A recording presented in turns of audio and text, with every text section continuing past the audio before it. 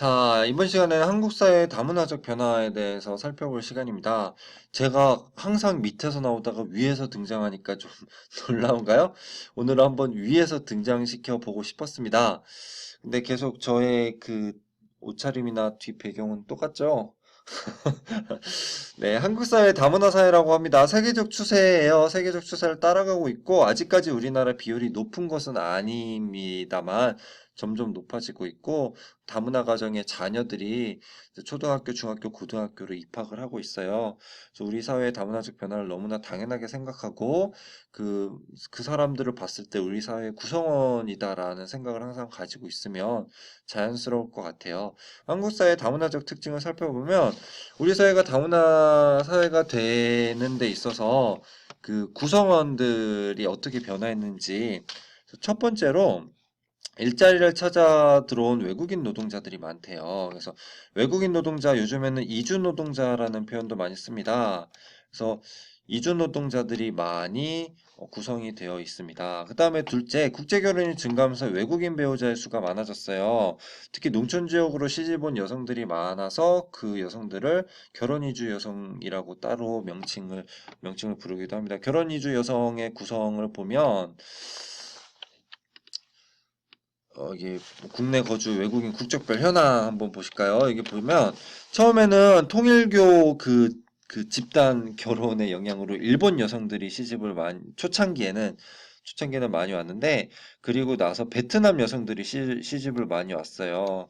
이게 이제 농촌 총각들에게 짝을 지어주면서 약간 좀 돈벌이를 하는 중개업소들이 많이 생겨나면서 베트남 여성들이 많이 처음에 어, 들어왔고 그러다가 이제 점점 몽골, 필리핀, 태국 그리고 중앙아시아까지 좀 우리나라로 이제 결혼 이주를 오는 여성들이 좀 다변화된 성격이 있습니다.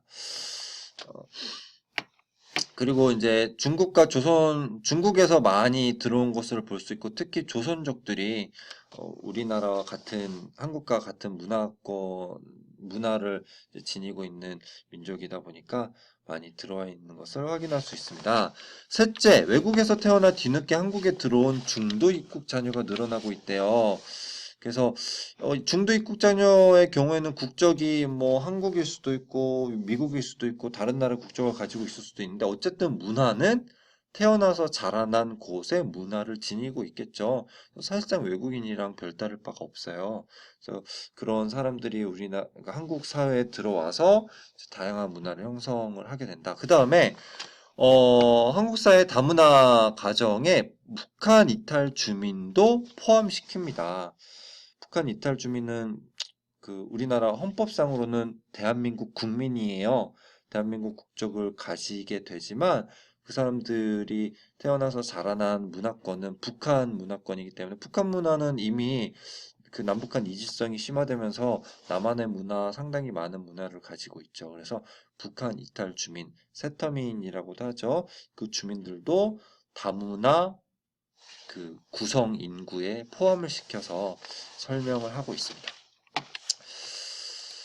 네. 그러면 그런 다양한 사람들이 들어와서 한국 사회 다문화적 양상 을 어떻게 보이고 있는지에 대해서 설명이 쭉 나와 있어요. 그래서 요즘에는 큰 도시에 가면 어디든 차이나타운을 볼 수 있죠. 차이나타운과 또 이제 다른 뭐 필리핀 사람들을 위한 장이 서는 그런 곳도 있고 또 이제 여기 학교 근처에 김제 시내만 나가도 이제 그 다문화 결혼 이주 여성이나 이주 노동자들이 이제 물건을 살 수 있는 상점이나 또는 간단하게 밥이나 차를 이렇게 먹을 수 있는 그런 다문화 카페도 김제 시내에 있어요. 익산이나 전주에 가면 그런 곳이 또 여러 군데가 있고요. 그래서 점점 이제 그러한 외국인들이 누릴 수 있는 그런 문화들을 우리도 이제 가까운 곳에서 누리고 접할 수 있게 되었다. 그러면 우리에게 좋은 기회가 되겠죠. 우리도 자연스럽게 외국의 문화를 굳이 외국에 나가지 않더라도 다양하게 누릴 수 있기 때문에 우리에게 새로운 기회가 되고 있다는 얘기 나오고 있고요. 바람직한 다문화 사회를 위해서 우리는 이러한 노력들을 해야 되겠다라는 이야기들이 나와 있는데 저는 이제 한 가지만 이야기를 해드릴게요. 우리나라 정부의 초기의 다문화 정책은요. 초기 다문화 정책은 동화주의였어요. 동화주의. 동화주의라는 건 뭐냐면 어떻게 그 외국인들을 그 이주 결혼 여성, 그 결혼 이주 여성이나 이주 노동자들을 어떻게 우리나라 국민으로 만들 것인지. 그래서 동아주의에 입각한 정책들이 대표적으로 그 사람들에게 한국어 교육 시켜주고 한국 문화 익히게 해주는 교육이 동아주의인 거예요. 동아주의. 그 동아주의에 입각한 다문화 정책을 펼쳤어요. 초기 정부 정책은. 그런데 그 동아주의에 문제가 많음을 깨닫게 되고 이것이 다문화주의로 이행하고 있다라고 보시면 돼요. 그래서 다문화주의라는 것은 그 사람들이 우리 문화에 동화되게끔 만드는 것이 중요한 게 아니라 우리가 그 사람들의 문화에 익숙하고 그 사람들의 다양한 문화를 배우고 이해할 수 있게 만들어 줘야겠다. 그게 다문화주의인 거죠. 그래서 예를 들어서 뭐 태국의 결혼 이주 여성이 있어요. 그럼 그 결혼 이주 여성에게 한국어 교육을 물론 시키는 것도 중요하죠. 한국에서 제대로 생활을 할 수 있으려면. 하지만 그 태국 여성에게 한국어 교육을 시키는 것보다 더 중요한 것은 그 여성과 결혼한 남편, 그리고 그 여성을 둘러싸고 있는 그 지역사회 주민들에게 태국어 교육을 시키는 거예요. 그러면 태국 교육도 시키고 태국의 뭐 음식 문화나 그 의복 문화도 소개해주고 그래서 그 태국 결혼 이주 여성을 이해할 수 있게 해주면 그 태국 결혼 이주 여성의 인권도 확장될 수 있고 또 우리나라 국민들의 다문화 감수성 또 외국 문화에 대한 다양한 이해와 외국어 교육까지 연결지어서 폭넓게 사고할 수 있게 된다는 거죠. 그렇죠?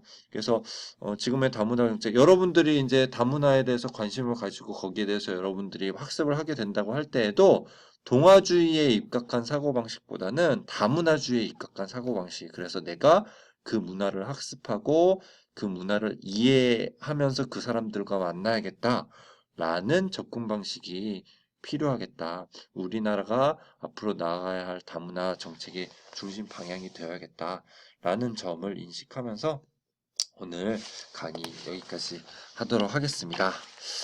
수고하셨습니다.